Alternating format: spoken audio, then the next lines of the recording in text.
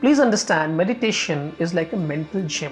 Most of the people think, and this is what interestingly my guru says, he says that most of us think that by meditating, I will be peaceful. People don't understand that you have to be peaceful only then you can meditate. Namaste. My name is Bidhan. 2012 is when I chanced upon Upanishads, and it had a profound impact on my life.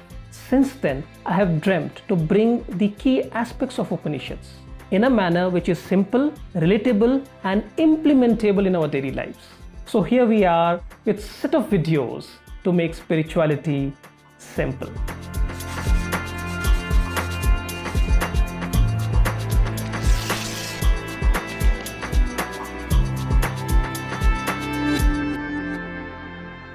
Welcome back, Preeti. I'm glad to see that you have survived 12 episodes so far. Yes.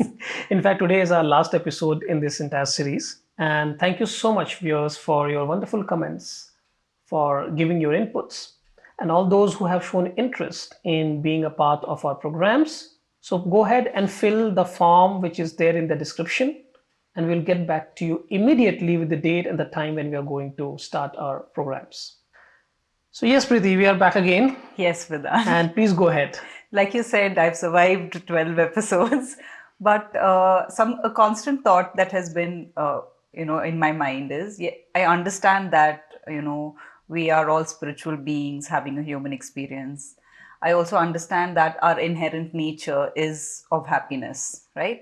While we're talking, I understand that. Much like, if I go see a good movie, during the movie, I feel good about it. But then what happens is I go back to reality and then life happens, right?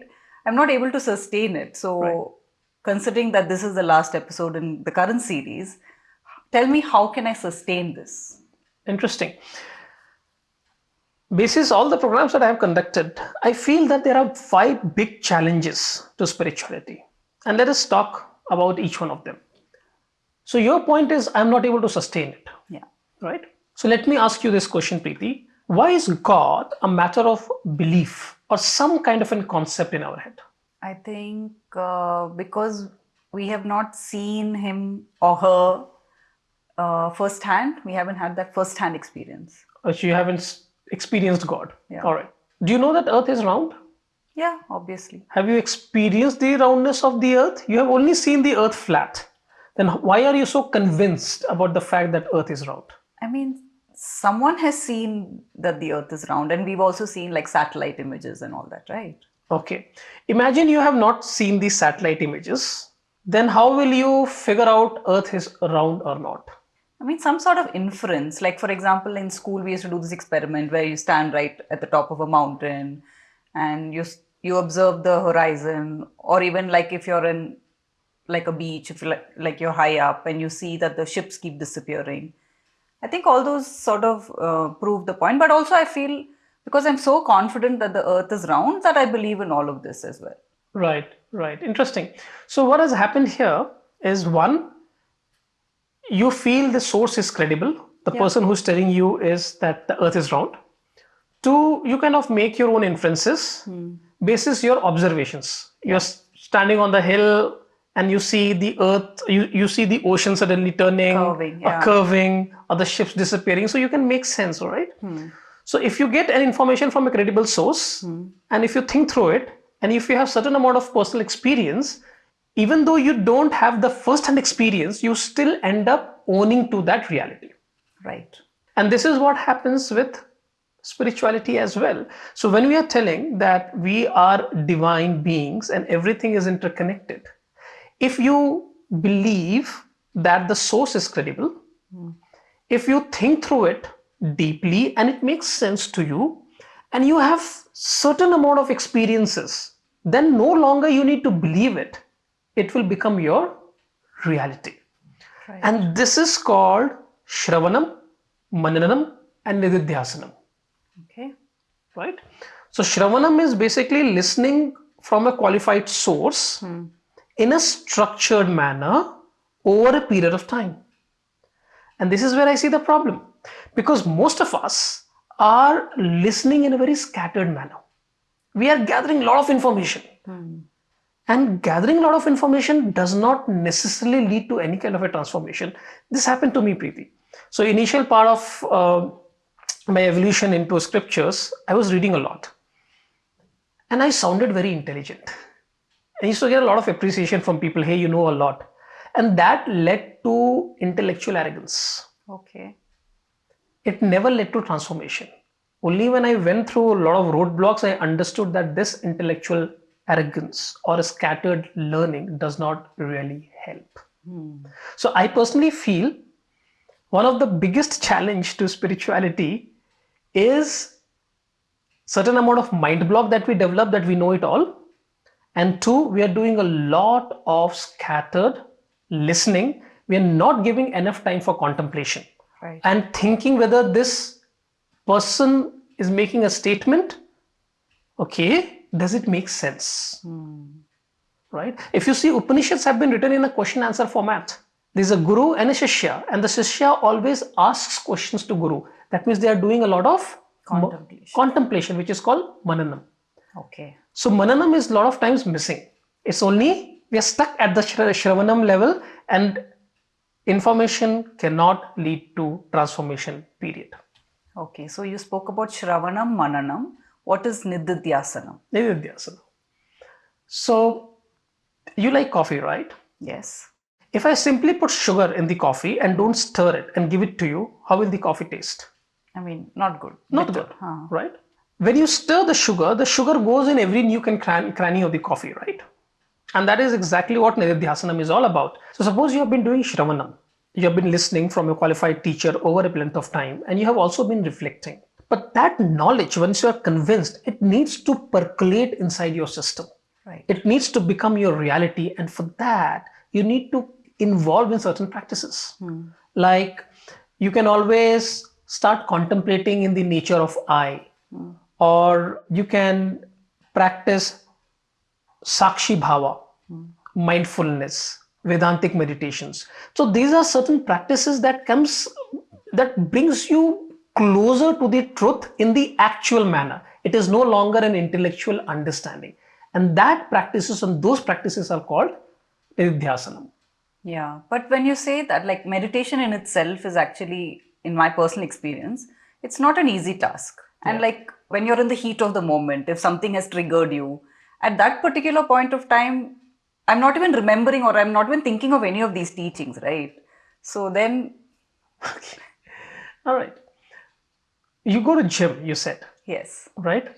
When you first went to gym, what were the weights that you were picking up? Weights. Which weights? 2.5, maybe you started with 2.5. 2.5 kilos? Yeah. Why not 10 kilos? I mean, you have to start low, right? You have to start low, otherwise you will fracture yourself. Please understand, meditation is like a mental gym. Most of the people think, and this is what interestingly my guru says, he says that most of us think that by meditating, I will be peaceful. People don't understand that you have to be peaceful, only then you can meditate. We should not straight away start with meditation. Right. We need to do something more simpler. We can do with guided meditation. We can do some japas and then slowly progress in that direction. Okay. Right? So let me ask you another question. How long do you gym? Whenever you go for gymming? An hour, hour and a half. Maybe. Hour and a half? Yeah.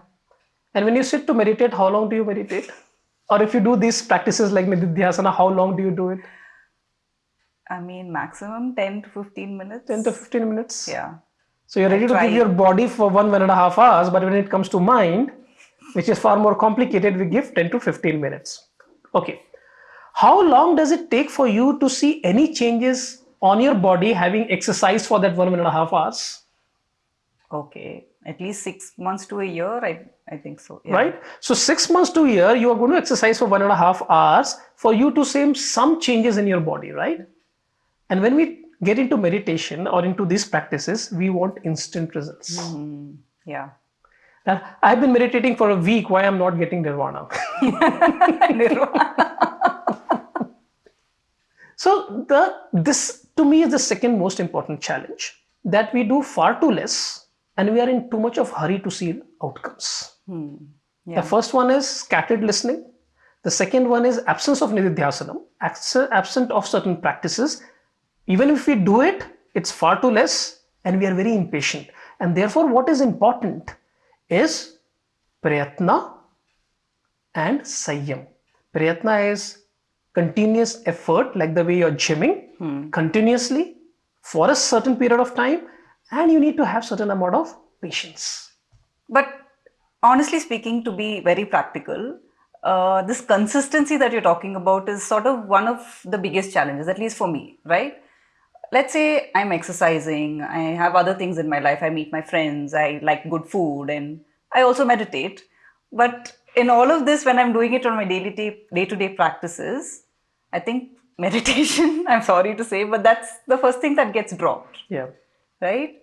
So then how do I make it last? Like, how am I going to be able to do it? Right. See, it's very natural. And let us understand the fact that our mind is very fickle. And in fact, Swami Vivekananda very nicely said that spirituality is fight against nature. I mean, we are naturally inclined to do stuff, and our mind is naturally restless, right? And to tame that mind is not going to be easy. You've seen it. I mean, it's very difficult to have a single pointed concentration on something for a longer period of time. And the event of Insta today, those attention span is only reducing, right? Because mind immediately looks at these kind of dopamine spikes. You see that? Yeah. So it is a challenging thing. It is challenging to kind of keep your mind stable for a longer period of time. And therefore, I was trying to say the importance of prayatna and Sayyam. Okay. So you mentioned Shravanam, mananam, nidhidhyasanam in the beginning. Right. And now you're saying prayatna, which you meant as Prayatna is consistency on Shravanam, mananam, and nidhidhyasanam. And Sayyam, which is certain amount of patience. Okay. So there are three challenges that we've spoken about. The first challenge is scattered listening. We should stop doing that. Second thing that we spoke is practice nidhidhyasanam. Yes. We actually have to we need to practice stir the pot. We have to stir the pot. Yeah. And we have to give it some amount of time. And the third one is basically that mind is fickle. It would not want to do that. It will rather want to do things which is instant. Right? Therefore, we need certain amount of patience with our own self and also continuously keep on nudging the mind. Yeah. These are the three challenges that we spoke of. Practical ones.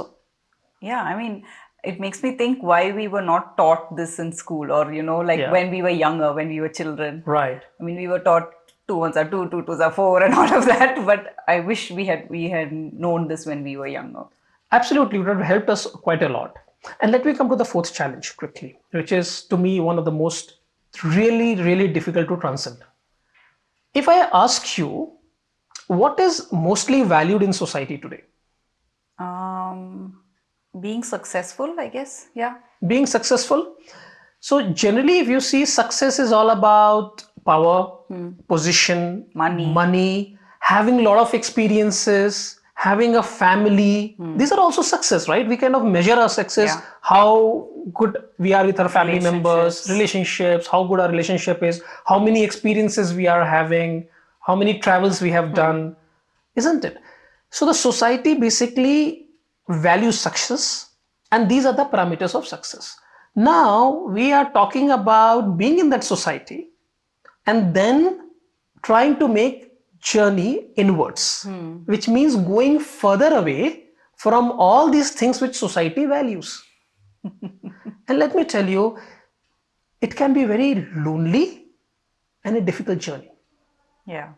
Because every moment you will feel, by moving on a spiritual path, am I taking a right decision? Because when I look around, I basically see people going on a different path. Yeah. Okay. Or valuing different things. For all you know, they may say that, hey, you're a loser. Yeah. Right? So it's difficult to kind of go against the trend. Right. But this is what Swami Vivekananda said, that spirituality is all about fighting against nature. Nature, not only my intrinsic nature where I can get easily identified, but also the society that we are surrounded with, the people that we are surrounded with. Okay, so environment you mentioned. What Yes. is there anything else in this environment? Yes, the first thing is that Okay. you will find society not valuing a lot of things that you're doing in this path. The second is that your home environment or the friends environment may not support it. You will not be able to find right set of people with whom you can engage with these Have kind these of discussions. these kind of discussions, right? And the third one within the environment, which I feel again is very important, is a sense of guilt. See, a lot of people feel that, look, they eat maybe non-vegetarian food, they are smoker, they drink, they have a certain need for closeness, sex, and therefore they are not eligible for a spiritual journey. Okay. They kind of feel that they are sinners and they have sinful needs, and therefore spiritual journey is out of context for them, which is such a myth. And somewhere we think that only when we are able to curb those tendencies shall we be able to move in Right. this spiritual journey, which is wrong. Anything that you and I consider spiritual, we just start making a progress in that direction, all the tendencies which is not required will drop by itself. We don't need to wait to curb these tendencies and then move in the spiritual path. No, because look, we are spiritual being having a human experience. Those are human experiences. Who are we to judge it right and wrong? Okay, I mean, it's okay. So you're saying don't wait for all your ducks to be in a row and then start the journey. Absolutely.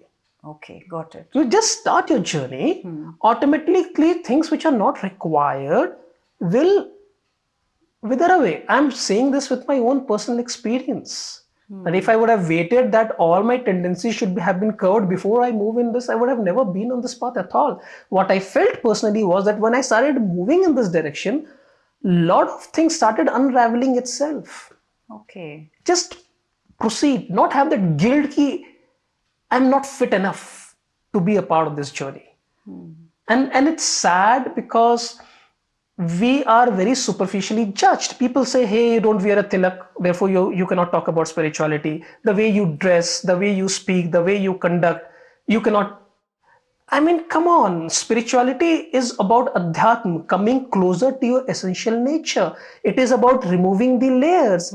There still we are getting stuck at the layers. Right. Then where is adhyatma? When I'm sitting and judging someone basis how a person eats, how a person drinks, or how a person sleeps, and how the person wears, I mean, then we are stuck at the superficiality of itself. Then spirituality is gone. Right.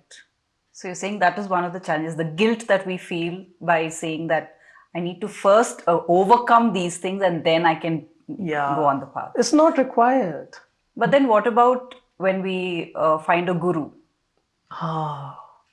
It's beautiful to find a guru, but honestly, you can't find a guru. When the time is right, the guru will find you. Oh, okay.